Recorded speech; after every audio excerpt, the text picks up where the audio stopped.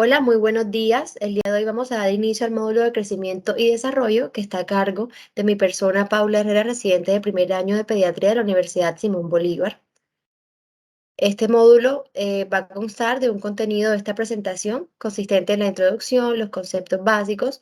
Vamos a evaluar los factores que determinan el crecimiento, los tipos de crecimiento, cómo lo evaluamos y básicamente vamos a enfocarnos en el desarrollo prenatal del recién nacido y del lactante, lo cual compete desde la vida intrauterina hasta los 2 años de edad.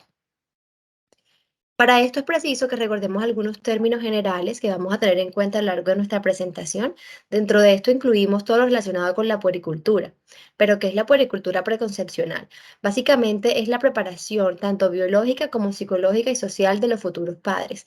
Es decir, no podemos pretender tomar al paciente únicamente como el niño, sino desde que está en formación, desde la vida intrauterina, tenemos que evaluar todos aquellos factores que han influido en la vida de los padres, todas las situaciones que han ocurrido en su vida de pareja y todo lo que se construye desde la propia concepción del paciente. De tal manera que podamos garantizar como profesionales de la salud que el niño tenga las mejores condiciones durante su fecundación, la gestación, el nacimiento y su vida postnatal. Aquí vamos a incluir absolutamente todas las prácticas que tienen que ver con las experiencias que va a tener ese niño antes de llegar, desde si fue un embarazo planeado, desde si fue deseado, hasta todas las experiencias que viven los padres. No solamente como profesionales de la salud estamos en este reto, sino que también todas las instituciones educativas, toda la parte de la crianza, hace parte de este entorno de la puericultura preconcepcional. Cuando ya nos referimos a la puericultura prenatal, estamos hablando a los cuidados y las prácticas saludables que debe tener la familia durante este periodo prenatal, es decir, brindarle al niño las mejores condiciones de vida para su crecimiento y desarrollo en el útero materno, es decir, en el anterior hacíamos énfasis en todas las situaciones previas a su nacimiento, ya aquí estamos hablando cuando el paciente pues es todavía un bebé dentro de la barriguita de su mamá. Aquí podemos pasar por una serie de situaciones y la puericultura prenatal ha tenido además un desarrollo en los últimos años que junto con el avance en todo el conocimiento, en toda la comprensión de este proceso de gestación y los factores que lo afectan, nos ha dado una gran responsabilidad como pediatras y como profesionales de la salud, porque esto incluye que el niño atraviese fenómenos de mucha importancia para adecuarla de una manera correcta. La literatura nos hace plantearnos el hecho de que si para hacer, por ejemplo, cualquier carrera profesional tenemos que estudiar y dedicarnos a eso, ¿por qué no hacerlo a algo tan sencillo pero tan valioso para la vida de un niño?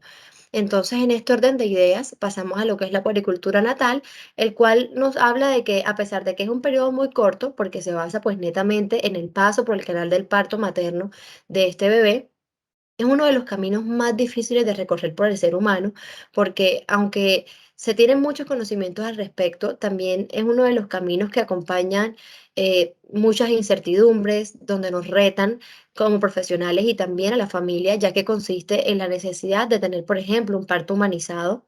Entonces, en este aspecto, sabemos que es una base fundamental para el crecimiento y para el desarrollo de nuestros niños. Partiendo de estas bases, vamos a dar continuidad con nuestro programa y con nuestro módulo. Pero entonces tenemos que partir de dos conceptos básicos, qué es crecimiento y qué es desarrollo. Entonces, cuando hablamos de crecimiento, estamos hablando netamente de ese aumento del tamaño y del número de las células. Es decir, son nociones anatómicas que son susceptibles de medición y por eso se pueden expresar mediante las medidas antropométricas, lo cual vamos a profundizar más adelante. Ahora, cuando hablamos de desarrollo, nos estamos hablando al avance en esa diferenciación celular y los tejidos, que también competiría entonces la complejidad de esas estructuras orgánicas y de cómo eso nos está llevando a adquirir nuevas funciones y sobre todo la maduración.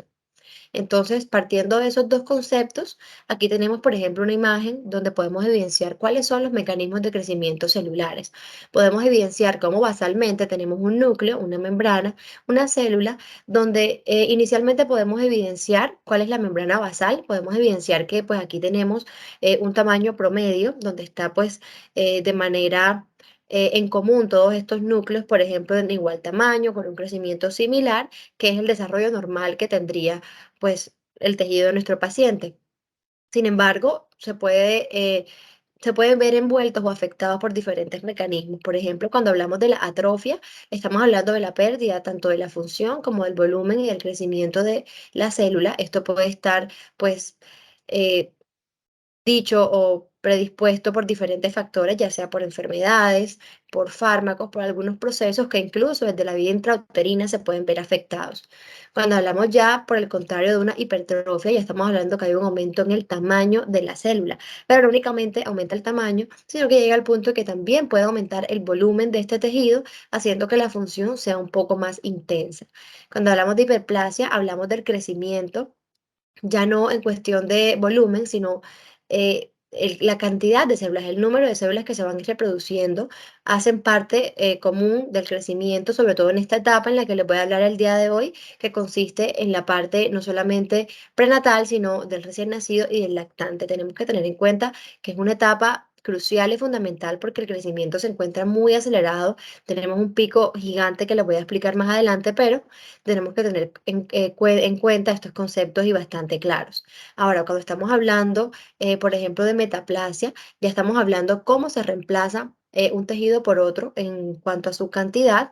Muchas veces es como un mecanismo de defensa que utiliza el tejido. Si, por ejemplo, hay cierta situación a la que se está exponiendo y busca la manera de ser cambiada por una célula que esté mucho más madura, que pueda ser parte de otro sistema. Y cuando hablamos por su parte de displasia, pues ya nos estamos refiriendo básicamente a cuando hay una pérdida de la función, pero esto incluye algo muy importante porque no es nada más la pérdida, sino que por lo general estas células son reemplazadas por células que pueden predisponer a la malignidad.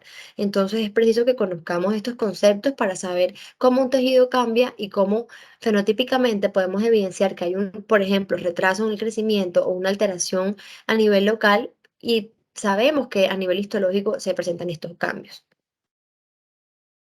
Ahora, ¿cuáles son los factores que determinan el crecimiento? Yo creo que indiscutiblemente tenemos que tener presente el potencial genético, ya que este está dado netamente pues, por la formación genética que está heredada de los padres y que es la que está presente en los cromosomas, ¿no? Es, es lo que no vemos de nuestro paciente, pero a lo que ya él está codificado genéticamente. Hay que tener en cuenta, por ejemplo, que la herencia marca unas posibilidades de crecimiento del individuo, pero el ambiente también influye en el desarrollo de estas posibilidades. Aquí tenemos un papel fundamental que juega la epigenética y es precisamente cómo todo lo que está en nuestro entorno puede incidir en que se manifieste o no algo a lo que ya estamos predispuestos genéticamente.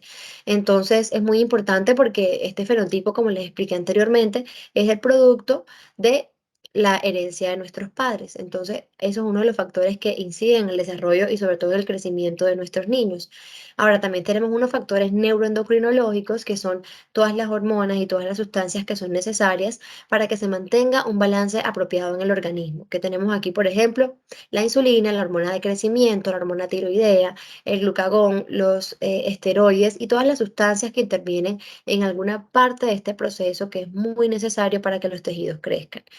Ahora tenemos también los factores metabólicos, que es todo aquello que interviene en las reacciones químicas celulares y esto nos va a hacer que influya no nada más secreciones, por ejemplo, internas o sustancias endocrinas, sino también hábitos como lo son, por ejemplo, el sueño, la nutrición, el ejercicio y el efecto del sistema nervioso simpático.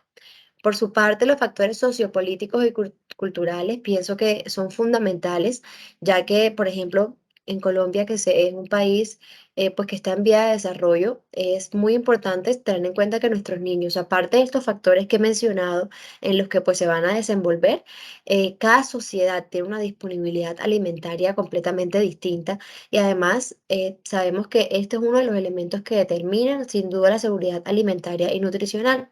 Entonces aquí tenemos que la cantidad y la calidad de esos nutrientes necesarios para el crecimiento pues van a incidir desde la vida intrauterina hasta todo lo que es la niñez, la infancia y la adolescencia que lo desarrollaremos en módulos siguientes.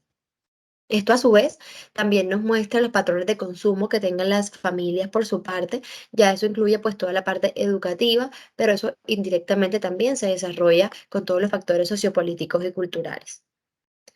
Ahora, los factores económicos, digamos que esto va ligado a lo que pues acabo de mencionar, ya que además de la disponibilidad de los alimentos y los servicios, aquí juega el papel importante qué tan accesible es el paciente o es la familia de ese bebé a esos nutrientes, a ese mercado y bueno, todo esto que está modificado por la ley de oferta y demanda, lógicamente se desarrolla y se relaciona, perdón, con todas las políticas del país y todo el desarrollo de los mismos. Sabemos que son diferentes y que incluso los países que ya están desarrollados tienen una tendencia y un crecimiento que es mucho mayor en su población en cuanto a peso y talla, lo cual no ocurre en países en vías de desarrollo y es netamente porque también está eh, estipulado o predispuesto por este factor económico. Ahora, llegamos a un punto importante y es desde el aspecto de la parte nutricional, que es netamente pues el contenido o pienso que la base de todo esto que vamos a desarrollar, porque tiene una relación directa todos estos factores con la absorción, la capacidad de absorción que tenga el niño de estos alimentos, cómo la aprovecha y cómo la estaría utilizando para que se lleven a cabo todos sus procesos. Esto genera a su vez pues un aumento en los tejidos. Hablando entonces de los factores psicoemocionales, es un aspecto fundamental, ya que desde la misma concepción esto influye en el crecimiento del niño. Como les expliqué anteriormente, la poricultura preconcepcional nos habla de todas esas experiencias de los padres, pero también la parte psicoemocional. No únicamente si fue un paciente deseado o no, sino desde el punto de vista del afecto, desde ese lazo que exista con su familia, con su mamá, con su papá y toda esa esfera afectiva que rodea a la madre. Es decir, no es únicamente la relación que tenga de pronto con el papá de su bebé, sino con todo su entorno, cómo creció ella, cómo está su familia y qué tanto va a influir eso en su desarrollo.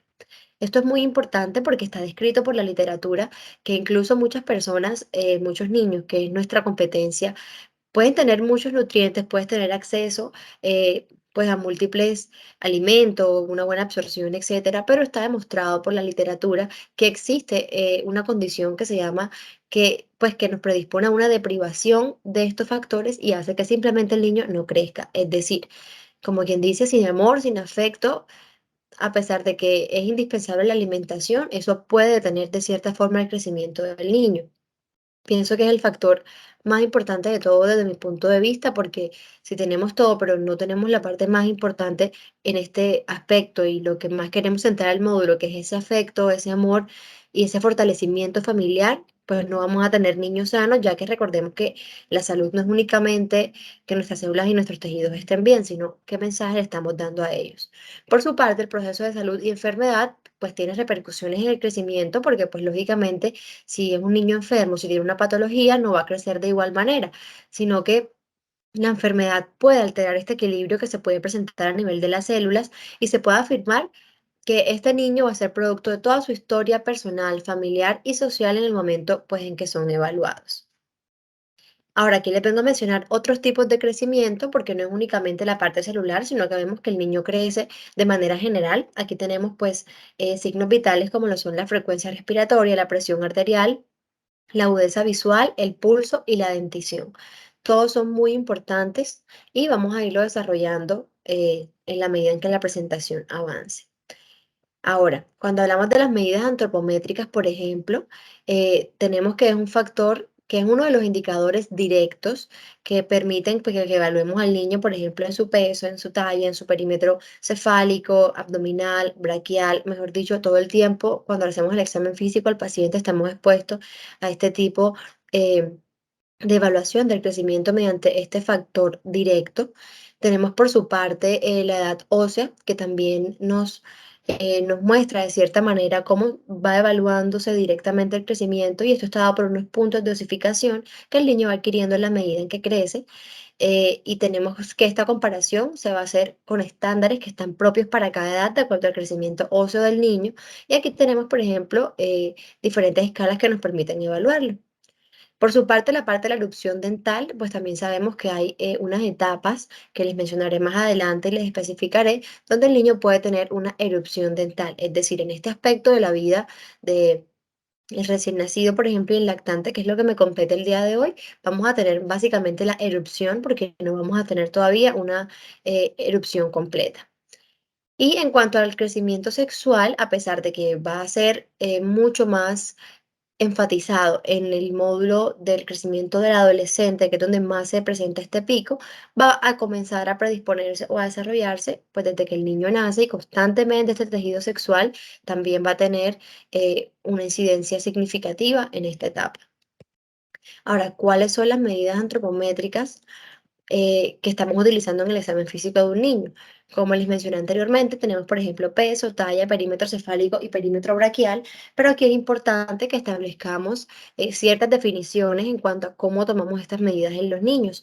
Tenemos, por ejemplo, el peso en este grupo etario del que les estoy hablando hoy.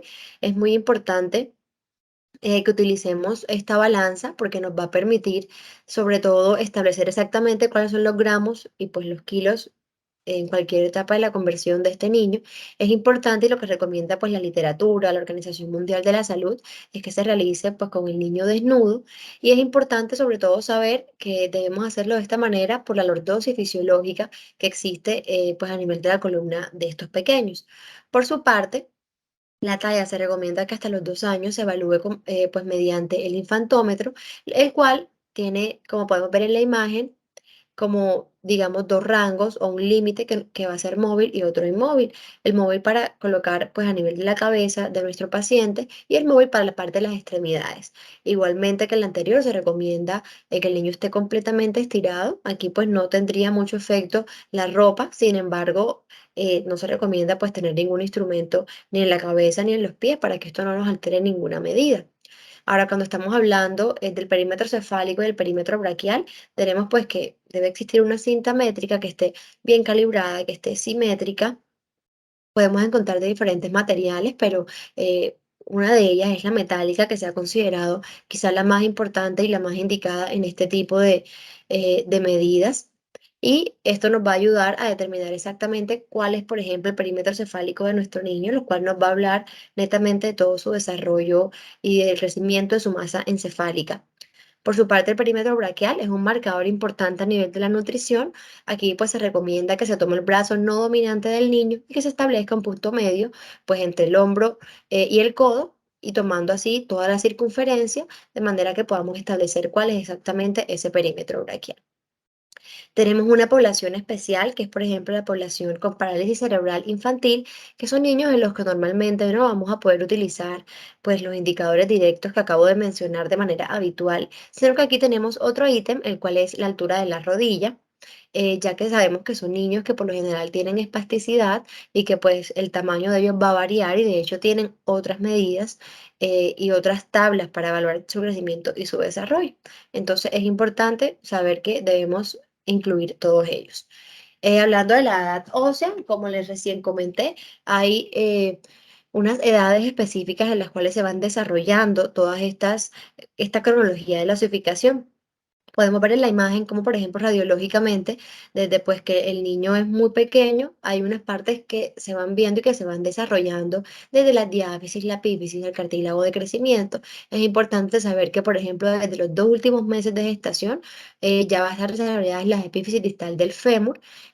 Al final ya vamos a tener no nada más la del fémur, sino la proximal del húmero y que pues con el paso del tiempo, perdón, incluyendo los primeros meses de vida, vamos a encontrar la osificación además de las epífisis proximales de fémur y de tibia. La erupción dental, como les comenté, tiene también sus etapas específicas. Podemos evidenciar, como vemos aquí en la imagen, que por ejemplo, los primeros incisivos centrales, primero erupcionan los inferiores y luego los superiores. Esto se da en un rango de 8 a 10 meses, pero hay descripciones en la literatura que nos han descrito que incluso desde los 4 o 5 meses pueden comenzar a erupcionar.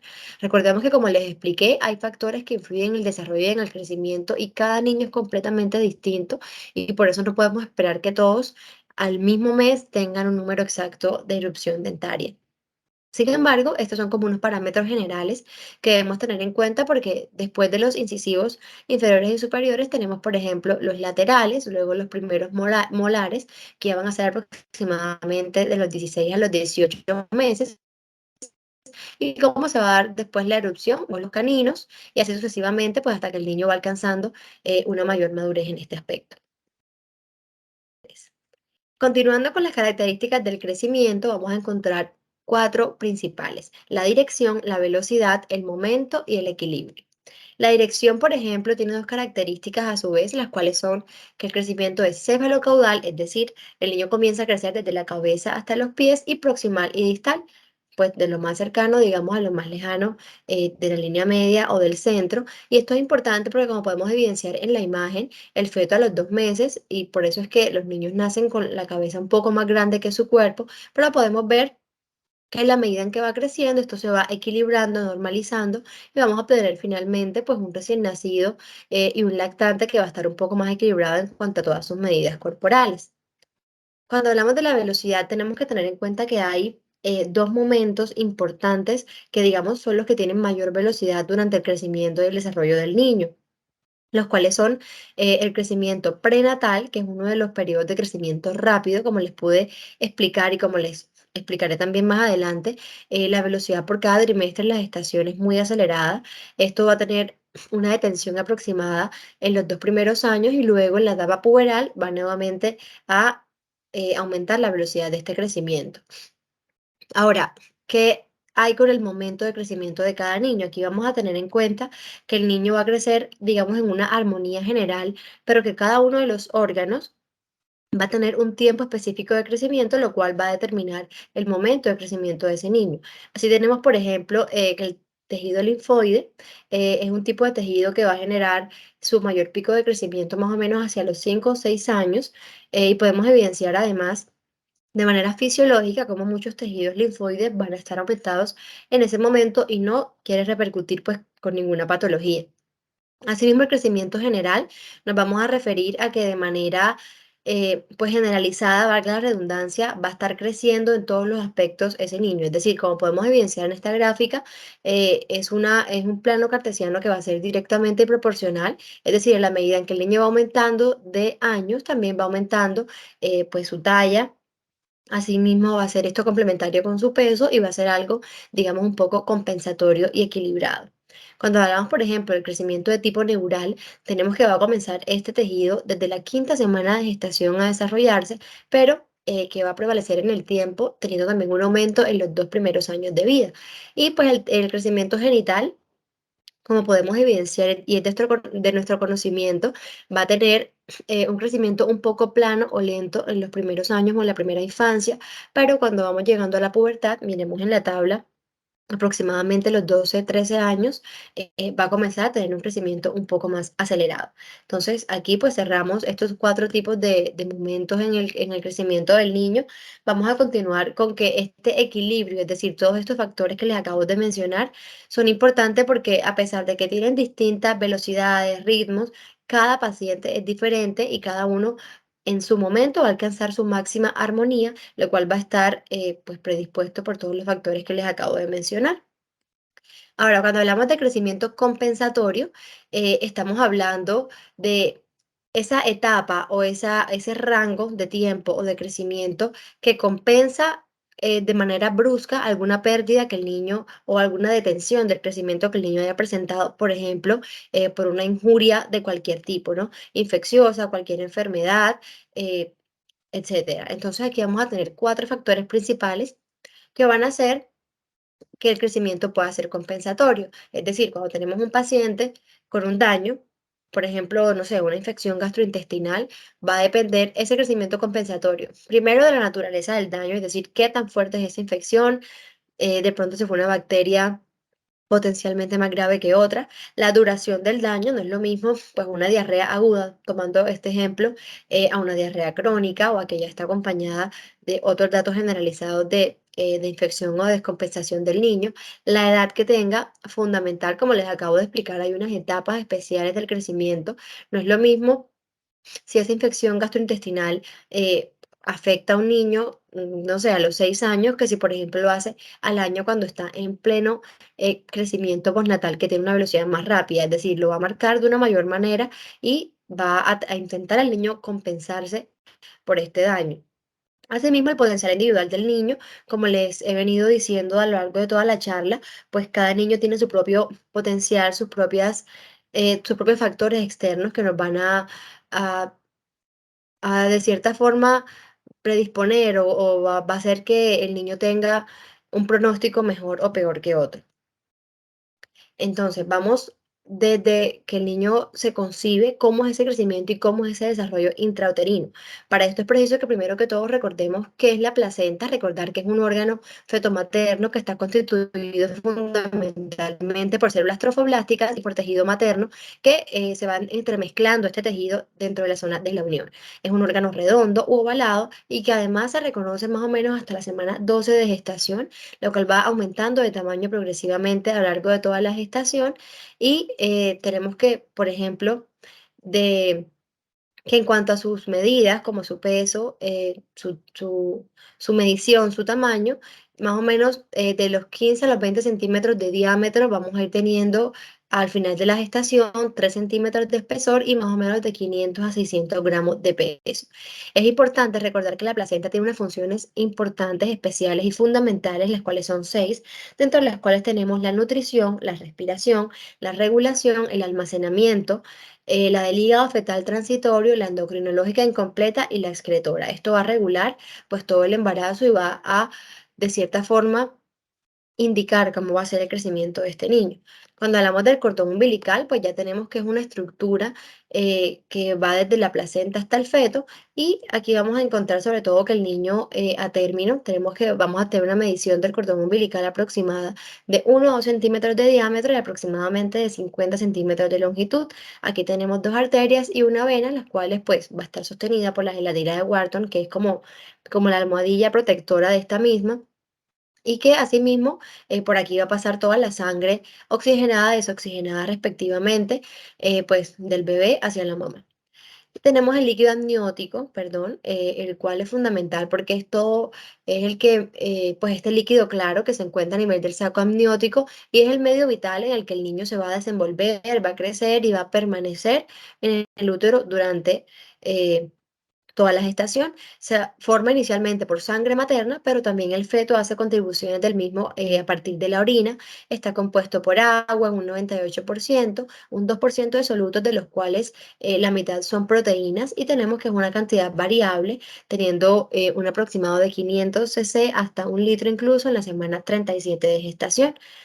Esto es fundamental porque de aquí se van a desglosar también muchas funciones y también influye mucho en la parte de la regulación de la temperatura corporal y además va a servir como un amortiguador o como un buffer en el momento del parto. Ahora, aquí podemos evidenciar diferentes estadios. Pues durante la gestación vamos a tener inicialmente el estadio germinal, que es aquel estadio que va desde la concepción hasta la segunda semana de vida intrauterina. Aquí vamos a tener un cigoto todavía que va a tener aproximadamente 0,02 gramos de peso y 0,3 centímetros de longitud. Aquí vamos a tener básicamente toda la parte de la maduración celular, todos los procesos de meiosis, es decir, desde la fecundación hasta cuando se da la fusión, la meiosis tipo 1, tipo 2, la mórula, la blástula, y esto va a hacer pues que haya una progresión significativa de esto mismo. Cuando hablamos del estadio embrionario, ya pues se llama en este momento este producto un embrión, como su nombre lo indica, perdón, pero vamos a tener que va desde la octava, perdón, desde la segunda hasta la octava semana. Aquí es una etapa de crecimiento muy importante porque es donde se da la formación de los órganos a partir de las capas germinales, las cuales recordando son el ectodermo, el mesodermo y el endodermo. Entonces, esto es fundamental porque en este estadio embrionario vamos a encontrar más o menos desde la semana 2 y 3 hasta la semana 8. Entonces, ¿qué es lo más importante de aquí? Más o menos a la tercera semana de vida ya comenzamos a tener frecuencia cardíaca fetal, fetocardia, más o menos oscilando en un rango entre 120 y 160 latidos por minuto. Comienza todo lo que es la formación de los ojos, de los oídos, de las extremidades. Tenemos que posteriormente en la semana quinta va a haber un crecimiento rápido de este cerebro y en general de todo el sistema nervioso, como les expliqué anteriormente. El tejido nervioso aquí es cuando alcanza, donde inicia, perdón, todo su crecimiento, todos los procesos de mielinización, que también más adelante haré énfasis. Tenemos que posteriormente a la sexta semana ya va a estar más y mejor configurado lo que son la cara, las manos, los pies y la formación, además de órganos internos como lo son el hígado y el vaso. En la semana séptima vamos a tener que se endereza lo que es el tronco, además se va a alargar y vamos a concluir finalmente este periodo embrionario de la octava semana con Toda la cabeza bien formada, ¿no? Con todos los ojos, las orejas, el cuello, el tronco identificado, pues de manera general, pero aún los genitales externos no se encuentran diferenciados en este aspecto. El estadio fetal, pues ya va más o menos desde la octava, novena o doceava semana, dice pues algunas literaturas, hasta el nacimiento, que es donde finalmente se ha completado toda la formación de los órganos, de todos los tejidos, y pues de manera posterior únicamente va a ir aumentándose y perfeccionándose cada uno de estos factores. Entonces, pues a manera de sintetizar este crecimiento intrauterino, vamos a tener que en el primer trimestre, por ejemplo, como les expliqué, un crecimiento acelerado de los órganos. Acá tenemos el peso generalizado, que son más o menos 50 gramos, 10 centímetros. Tenemos que el segundo trimestre, digamos, de los tres del embarazo, es el que tiene un mayor crecimiento en cuanto a la talla del bebé. Y el último vamos a tener que hay un mayor incremento del peso. En este orden de ideas, pues ya les mencioné los factores que influyen y cómo se va desarrollando la piel, las manos, los pies, cómo se identifica incluso el sexo aproximadamente al cuarto mes de vida intrauterina. Y que finalmente vamos a culminar este segundo trimestre con 800 gramos aproximadamente y 30 centímetros en condiciones normales. Ya el último trimestre va a ser básicamente la formación y el complemento de todos lo que son las funciones reflejas, el sueño, la succión, la deglución, digamos el perfeccionamiento también de los reflejos primitivos que incluso desde el segundo o tercer trimestre comienza la mayoría a desarrollarse hasta un peso final de 3.000 a 3.300. Sabemos que eso es muy variante, pues de acuerdo a cada población, y que hasta más o menos 3.999 lo podemos considerar normal en un niño a término, con un tamaño aproximado de 48 a 52 centímetros. A continuación tenemos las escalas de Fenton, por ejemplo, que nos va a ayudar a medir cómo son esos percentiles y cómo es ese crecimiento y desarrollo en el niño. Pues lo utilizamos cuando el niño nace, que lo podemos adecuar en cada uno de los percentiles, teniendo en un lado del plano pues la edad gestacional y en otro los factores como perímetro cefálico, peso y talla. Esto va a permitir ubicar al niño, percentilarlo y que sepamos si está adecuado, pequeño o grande para su edad gestacional. Como les acabo de mencionar, cuando está pequeño está en un percentil inferior al décimo, más o menos del décimo, del percentil 10 al 50-90 está adecuado y más del 90 pues ya se encuentra fuera de ello. Cuando el niño nace también tenemos otra forma de evaluar su crecimiento y su desarrollo mediante características físicas, tanto neuromusculares, mediante el test de Ballard, el cual nos va a permitir hacer una puntuación de cada uno de estos aspectos y finalmente mirar a qué edad gestacional aproximadamente corresponde el niño. Y es importante que sepamos identificar estos factores para poder evidenciar, como por ejemplo que en la ecografía me diga que tiene un peso y una talla, pero su madurez me dice otra cosa. Entonces, eso también me habla de cómo fue el crecimiento intrauterino de este niño. Ahora, cuando estamos hablando perdón, de estas medidas, vamos a encontrar que en la vida intrauterina, ¿no? Vamos a encontrar que este crecimiento diario va a estar regulado, por ejemplo, tenemos peso, talla, como les expliqué, perímetro cefálico, torácico, abdominal y perímetro braquial, el cual en el recién nacido vamos a observar un crecimiento de la siguiente manera. Un peso, importante recordar que durante la primera semana de vida se pierde aproximadamente el 10% del peso. Esto se da por la reabsorción, digamos, por ejemplo, de líquidos o edemas que se presentan y que se va perdiendo además mucha superficie corporal que tienen estos niños por el desequilibrio que puede haber a nivel de los compartimientos intra y extracelulares. Entonces, de esta manera podemos concluir que el peso en el recién nacido vamos a ganar aproximadamente de 1 kilo por mes, sobre todo en los 3 primeros meses, y más o menos de 25 a 33 gramos diarios. La talla es muy oscilante, depende si el niño es a término o es prematuro. Tenemos que en un niño prematuro la ganancia semanal es aproximadamente de 0,8 a 1,1 centímetros. En cambio, en un niño que es nacido a término hay una ganancia semanal promedio de 0,69 a 0,75 centímetros. Esto es en condiciones normales en un niño recién nacido sano. El perímetro cefálico, como les expliqué, es un marcador indirecto de esta masa encefálica y de todo este crecimiento y este desarrollo nervioso e indirectamente intelectual del niño. Vamos a tener un crecimiento aproximado de 0,5 centímetros semanal. Es decir, que al mes ya el niño va a tener 2 centímetros de perímetro cefálico respecto a su nacimiento. El torácico Siempre debe ser menor que el cefálico, como ya fue mencionado, el crecimiento cefalocaudal cuando nacen siempre va a ser más grande la cabeza en condiciones naturales y son medidas que la OMS estableció para cuando no fuese posible establecer el perímetro cefálico, tener como también unos marcadores indirectos, como lo son el perímetro cefálico y el abdominal, el cual también oscila más o menos entre 31 y 34 centímetros. El perímetro braquial no se realiza de rutina en los niños recién nacidos, sino que es un marcador nutricional. Sin embargo, podemos encontrar que existe una relación entre el perímetro braquial y el perímetro cefálico, la cual si es mayor a 0,3 se puede considerar normal y si es menor a 0,25 podemos ya pues encasillar al niño con una desnutrición severa. Ahora, aquí tenemos las tablas que nos establece el Ministerio de Salud, la OMS, las cuales son unos marcadores directos, como estuve mencionando anteriormente, el crecimiento del niño. Tenemos, por ejemplo, lo que es el peso para la talla, el cual nos habla de un presente nutricional del niño. Recordemos que esta es la tabla que nos va a permitir establecer el rango, sobre todo nutricional del paciente, y en tema de nutrición nos va a permitir categorizarlo. El peso para la talla nos da pues una idea general de cómo va creciendo también nuestro niño con respecto a la talla, es decir, el crecimiento general, como les mencioné en la parte del momento del crecimiento de cada uno de los niños. Pues bueno, aquí va variando de acuerdo a niños y niñas. Recordemos que hay como unos parámetros establecidos en nuestra región, en nuestro continente, que son distintos a otros y que por eso esto fue realizado pues basado a un estudio multicéntrico que se desarrolló y que se establecieron unos patrones, digamos, similares, donde podemos también evidenciar estos patrones de crecimiento.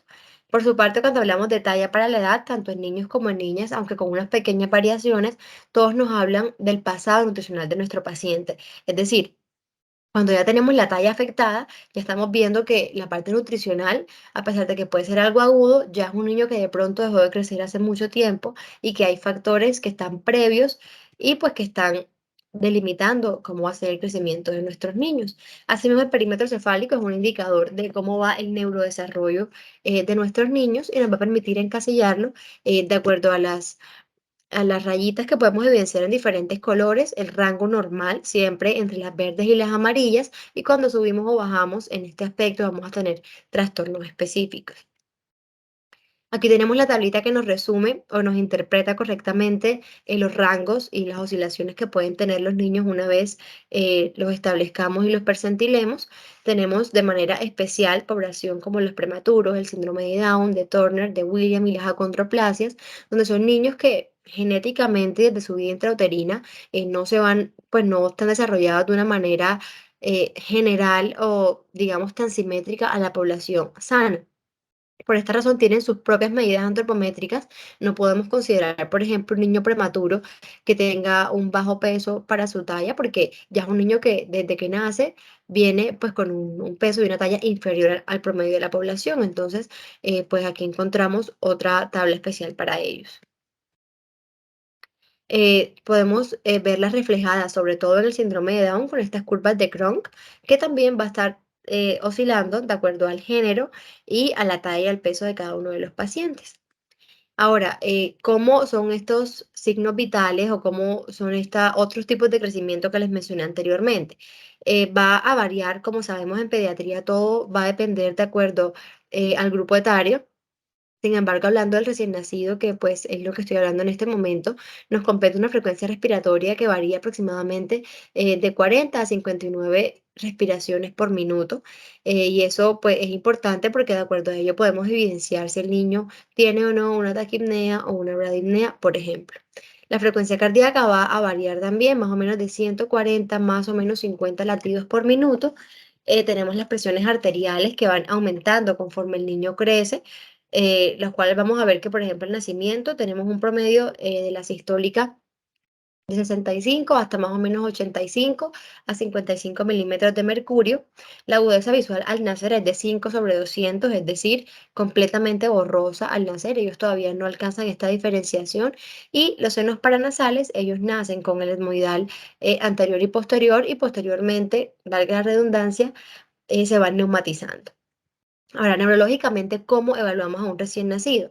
Sabemos que hay unos reflejos primitivos que están aproximadamente todos desde la semana 28, 32 a 34 de la vida intrauterina, pero que van a permanecer en su mayoría hasta las 4 o 5 semanas, a excepción del de Babinski, que puede perdurar hasta los 2 primeros años. La succión, por ejemplo, recordemos que es ese movimiento rítmico coordinado de la lengua y la boca que pues, desarrolla nuestro niño cuando tiene dentro de su boca, por ejemplo, el pezón, un dedo, el chupo, etcétera.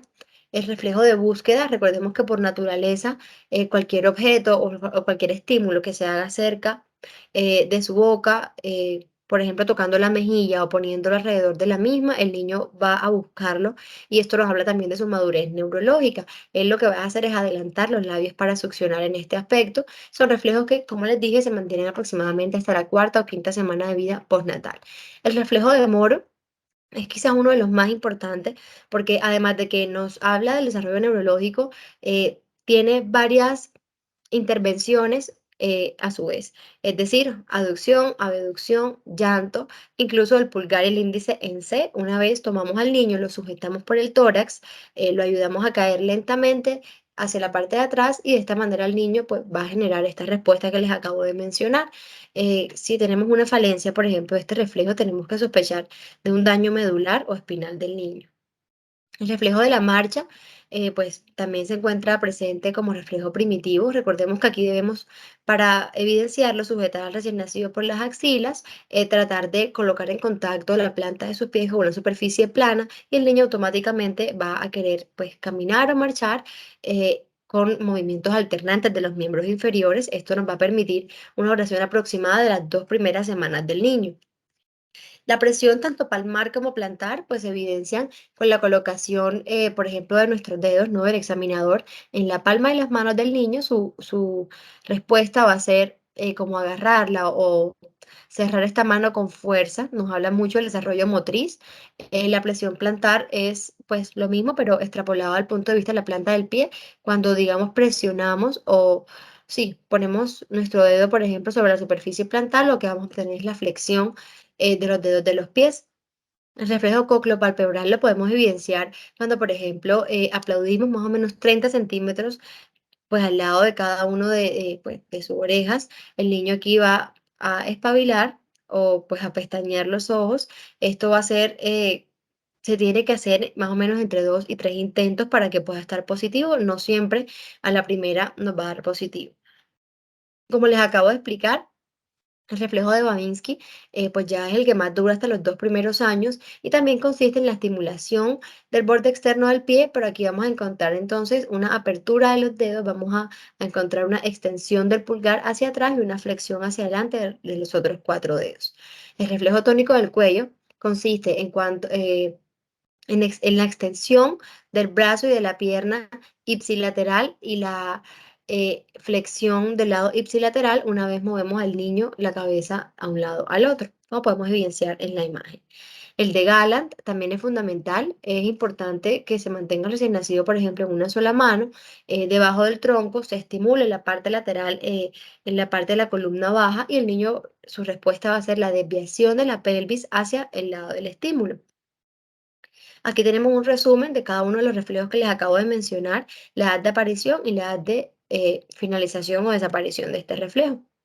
Ahora, cuando hablamos del lactante, es decir, ya de 0 a 2 años, vamos a tener que el crecimiento, como les expliqué, va a ser un poco más acelerado. El primer trimestre compete un poco a la parte del recién nacido, más o menos 1 kilo por mes. En el segundo trimestre se va a duplicar este peso obteniendo aproximadamente una ganancia de 600 gramos por mes en este segundo trimestre. En el tercer trimestre, más o menos de 500 por mes. En el cuarto ya va a estar triplicado, que es más o menos de 10 gramos al día, para que finalmente del primer al segundo año se cuadruplique este valor con respecto al nacimiento, con una ganancia aproximada de 2.500 a 3.000 gramos. Asimismo, la talla también vamos a ir aumentándola por trimestre, teniendo en el primero que hay un aumento pues mensual, en este primer trimestre de 9 centímetros, en el segundo de 7, en el tercero de 5 centímetros, en el cuarto aproximadamente de 3 a 4 y finalmente ya del primer al segundo año vamos a tener 25 y 12 centímetros aproximadamente de manera respectiva. De aquí en adelante es únicamente perfeccionar todos estos parámetros que se han ido adquiriendo. Asimismo, el perímetro cefálico ya les mencioné en el recién nacido cómo lo podemos evidenciar su crecimiento, el cual cuando ya entramos a la etapa del lactante va a ir teniendo un crecimiento un poco más lento, teniendo que finalmente hay una ganancia de 3 centímetros de 1 a 2 años. Estos son los signos vitales, como lo evidenciamos anteriormente, pero aquí vamos a ver cómo van disminuyendo su frecuencia respiratoria, cardíaca y cómo la presión va aumentando, incluso por grupo etario, como acabo de mencionarlo. Tenemos que la agudeza visual, aunque va a ser un poco mejor que en el recién nacido, va a seguir siendo todavía un poco más borrosa. Sin embargo, ya el niño va teniendo la capacidad de hacer un mayor enfoque. Los senos paranasales, pues vamos a tener que la neumatización ya se va a ir aumentando a toda la parte mastoidea. Y como les mencioné, pues también la agudeza visual, más o menos a los 2 años, va a ser de 20/40, es decir, ya van a ver como la mitad con respecto a la población general.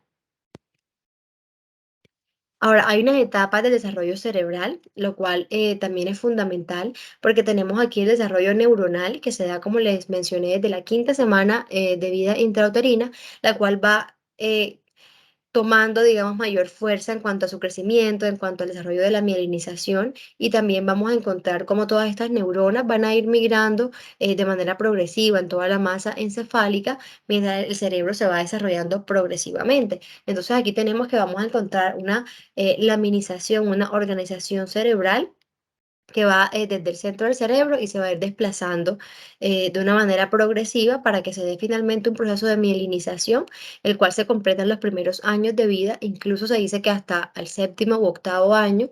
Es un tema muy controversial con respecto a cuando el niño está completamente maduro con todos sus procesos de mielogénesis.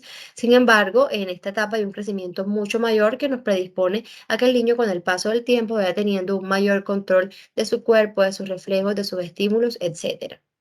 Ahora, ¿qué nos indica el neurodesarrollo en el niño? Tenemos que hay 4 ítems que se desarrollan, los cuales son el personal social, por ejemplo, que nos habla de la relación que tiene el niño con todo su entorno, los movimientos motor fino adaptativo, que se basa, por ejemplo, en la pinza, en habilidades motoras, pero con movimientos muy finos, como tomar algo, escribir, dibujar. El lenguaje no solamente habla de lo que el niño expresa, sino de toda su comunicación, también de cómo escucha, de cómo obedezca lo que su entorno le dice.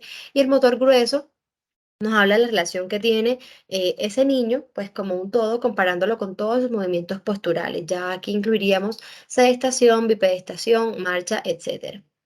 Entonces, pues voy a mencionarle de manera general cómo eh, el desarrollo motor va a variar. Recordemos que teniendo en cuenta que es un desarrollo cefalocaudal, vamos a comenzar que en los 3 primeros meses va a haber un desarrollo motor, inicialmente con dominio de los oculomotores, movimiento de pedaleo, sostén cefálico va a estar en oscilación, el cual se va a perfeccionar aproximadamente del tercer al sexto mes. Ya sabemos que no nada más la parte oculomotor, sino ya más que todo el cuello y la cabeza va a tener un mayor sostén. Vamos a tener que el niño ya juega con las manos y los pies y una extensión de los miembros superiores. Ya del mes sexto al noveno no nada más vamos a tener de los superiores, sino también de los inferiores. Vamos a continuar con este movimiento de pedaleo, pero tenemos que ya el niño va a lograr sentarse solo porque de manera cefalocaudal ya existe un control a nivel del tronco. Y hasta el año aproximadamente, es decir, de los 9 a los 12 meses, hay un control también de los miembros inferiores y se completan las etapas del caminar. Ya aquí podemos evidenciar que la mayoría de los niños sanos pueden pues, dar sus primeros pasos. Del primer al segundo año, básicamente consiste en que se perfeccionen cada una de estas habilidades adquiridas en este crecimiento. Cuando hablamos del desarrollo sensorial, nos estamos refiriendo a cómo los órganos de los sentidos, a cómo esa relación que tenemos del medio exterior con el niño se va a ir desarrollando. Entonces, la audición, tenemos que el niño desde más o menos la semana 24 la comienza a evidenciar y va a estar completa al nacer. Es decir, ellos escuchan completamente en esta etapa. En cuanto al tacto y a la sensibilidad, está plenamente desarrollado al nacer, son reflejos que ellos van adquiriendo también desde la vida intrauterina. La visión, como les comenté, va a aumentar más que todo al tercer año, como inicialmente es muy borrosa, tienen un poco de miopía, de astigmatismo fisiológica. Posteriormente a los 3 años vamos a tener que eh, ya pueden tener una forma y un tamaño pues como los adultos. En cuanto al olfato, tenemos que más o menos a las 2 semanas ya ellos reconocen el olor de su madre y el gusto más o menos al tercer mes ya ellos van a saber la diferencia por el desarrollo de las papilas gustativas de todo el cambio de los sabores. Ahora, ¿qué hay en cuanto al lenguaje? Sabemos que no nada más es cómo ellos se comunican, sino todo este desarrollo del lenguaje verbal, el lenguaje no verbal, pero aquí también tenemos unas etapas, porque también podemos incluir un lenguaje gestual, un lenguaje preverbal, el cual el niño nos lo va a estar demostrando desde su nacimiento, teniendo entonces una etapa gestual desde 0 a 12 meses, una etapa preverbal de 10 a 12 meses, una lingüística de los 15 a los 18, perdón, una verbal desde los 12 meses y una lingüística de los 15 a los 18, que es cuando pues ya este lenguaje comienza a desarrollarse muchísimo más. Aquí tenemos como una especie de línea de tiempo donde podemos evidenciar cómo conforme el niño aumenta, su lenguaje va a ser un poco más difuso. Va a comenzar, por ejemplo, con desarrollo con un lenguaje visual, que también está evidenciado, por ejemplo, de manera inconsciente en la sonrisa social, cómo comienza con monosílabos, con bisílabos, cómo a los 10 meses adquiere una conciencia de la significación. No es lo mismo que el niño previamente no esté haciendo un balbuceo de las palabras, sino que ya a los 10 meses sabe qué significa cada una de ellas. Las primeras palabras intencionales están descritas más o menos al año de vida. Posteriormente, a los 18 meses, ya el niño va a hablar con un foco más sustantivo, ya nos está hablando de él, de ella, pues de él también como persona. A los 20 meses ya pues va a adquirir un sinnúmero de palabras con un lenguaje muy difuso, pero se considera que a los 24 meses es que se encuentra la explosión de este lenguaje.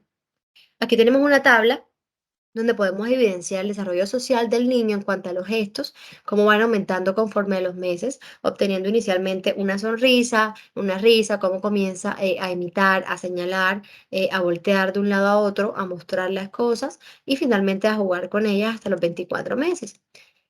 El desarrollo psicosexual está ligado pues por todas las teorías de desarrollo, sobre todo de Erikson, de Piaget, de Sigmund Freud, los cuales nos permiten evidenciar una etapa sensorial respiratoria y una etapa analuretral muscular. La primera, que se encuentra de 0 a 18 meses, fue llamada así debido a que los niños encuentran placer en esta etapa de su vida, en la etapa oral sensorial respiratoria. Esto tiene una fase pasiva y una fase activa. La fase pasiva comienza mordiendo y la fase activa comienza o se continúa desarrollando a partir de la succión. Entonces aquí tenemos cómo además el vínculo materno se fortalece porque además el niño mediante la succión de su pecho va a encontrar también placer y a fortalecer esta área. Por su parte, cuando ya el niño alcanza aproximadamente los 18 a los 36 meses, que se sale un poquito de lo que me corresponde, pero nos coge un poco los 18 a los 24 meses, están en esta etapa anal uretral muscular. ¿Qué quiere decir esto? Que ya este sentido y este placer, ellos no nada más lo sienten o van a pasar de sentirlo desde el punto de vista oral hacia la parte anal uretral muscular. ¿Qué quiere decir esto? Que el niño va a comenzar con mucha curiosidad, con mucho placer a su micción, a su excreción, al uso del esfínter, tanto anal como el esfínter urinario. Por eso es preciso que en esta parte del neurodesarrollo el niño fortalece el yo, fortalece el super yo, y aquí en la etapa anal muscular sobre todo es cuando más se dan las características o cuando más debemos hacer énfasis en la orientación sexual de ellos, porque es cuando comienzan a descubrirse y esto va a ser fundamental pues a lo largo de toda su primera infancia y en general a lo largo de toda su vida. Entonces, a manera de síntesis de lo que mencioné, tenemos como el desarrollo, qué podemos encontrar, qué hitos podemos encontrar en nuestros niños, por ejemplo, de 1 a 2 meses, tenemos que el niño ya va a emitir sonidos, a abrir las manos, tiene su sonrisa social.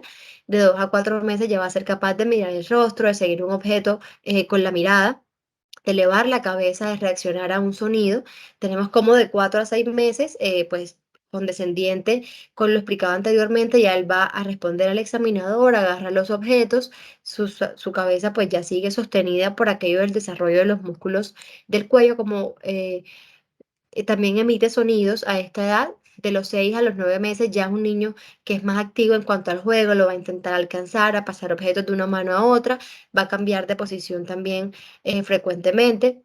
De más o menos el mes 15 al mes 18, pues ya tenemos que el niño va a caminar, a ejecutar los gestos a pedidos, camina pues sin apoyo. La literatura nos habla de que más o menos dicen 3 palabras, pero realmente hoy en día vemos cómo todos estos procesos varían de cada niño y honestamente en este grupo etario ya hay un lenguaje mucho más fluido y como hasta los 2 años incluso es capaz de caminar hacia atrás. Ahora, ¿qué pasa con el sueño y con el descanso? Recordemos que hay un sueño MOR y un sueño no MOR. El sueño MOR es aproximadamente el 50% del sueño del recién nacido, que es el sueño de movimientos oculares rápidos. Esto es importante porque nos compete toda la parte de la activación neuronal de la memoria, el sistema nervioso central, eh, y es un sueño un poco más profundo. Sin embargo, el sueño no MOR es un sueño superficial, el cual tiene a su vez como unas subdivisiones, ¿sí? Unas etapas N1, N2 y N3, el cual va a ser inicialmente superficial, pero ya el 3 va a ser un poco más profundo y aquí va a haber una liberación de hormona de crecimiento. Por eso es tan importante y por eso los niños a esta edad duermen mucho más durante el día y esto repercute positiva y directamente con la liberación de su hormona de crecimiento. Es importante que enseñemos a los padres y que como cuidadores y profesionales de la salud seamos capaces de identificar en qué etapa del sueño y del descanso está el niño para asimismo fortalecer toda la higiene del sueño, todos los hábitos y saber cuándo hay una consolidación de este sueño, porque no es lo mismo que el niño logre quedarse dormido a que se mantenga dormido toda la noche. La tablita aquí pues nos resume los patrones de sueño. Miren que en el recién nacido la siesta tiene varios periodos, un total de 13 a 14 horas diarias, lo cual a los 2 años ya se va a resumir más o menos con 11 a 13 horas diarias. Ahora tenemos la escala abreviada del desarrollo, la cual es como un proyecto que desarrolló la UNICEF con las Naciones Unidas, las cuales nos permiten identificar aquellos factores o aquellos niños que pueden estar en riesgo de acuerdo a la escala abreviada y a los hitos que mencioné anteriormente, los niños de 0 a 7 años. Aquí pues incluimos este grupo etario del que les estoy hablando el día de hoy. Esto tiene una puntuación específica. Básicamente lo que se hace es que hay una puntuación para cada uno de los hitos y es una escala que nos permite desarrollar o detectar a tiempo que niños no se están desarrollando completamente o cuáles no están creciendo como deben crecer para poder hacer intervenciones. Finalmente, se califica en esta tablita que podemos evidenciar, pues la parte verde es aquel niño que está conforme a su crecimiento sin dificultades en todo su entorno, el amarillo se encuentra en un rango promedio y el rojo definitivamente sí tiene un retraso en el neurodesarrollo. Ahora, en la tablita, pues en la presentación, les muestro cuáles son los signos tempranos de alarma para saber que un paciente no está teniendo un neurodesarrollo adecuado. Tenemos inicialmente que la falla en el progreso de este desarrollo a una edad determinada, que son los que recientemente expliqué, como un niño que, por ejemplo, al año yo vea que no tiene sostén cefálico, que no se sienta solito o que por el contrario no camina, que es lo más característico a esa edad, entonces ya está teniendo un retraso, un signo de alarma que está sucediendo. Asimismo, desarrollo asimétrico de los reflejos, una habilidad o un reflejo que hayan adquirido y, por ejemplo, que lo pierdas en el tiempo. ¿Por qué lo dejó de hacer si antes lo estaba haciendo? Desarrollo social, la parte del lenguaje, si hay una curva anormal de perímetro cefálico. Recuerden que les mencioné que el perímetro cefálico es un marcador también del neurodesarrollo y del crecimiento de la masa encefálica. Entonces, debemos estar atentos a todo esto para poder detectar y tratar a tiempo a nuestros pacientes. Asimismo, que haya una dominancia establecida antes del año, que los reflejos primitivos no desaparezcan, sino que persistan en el tiempo.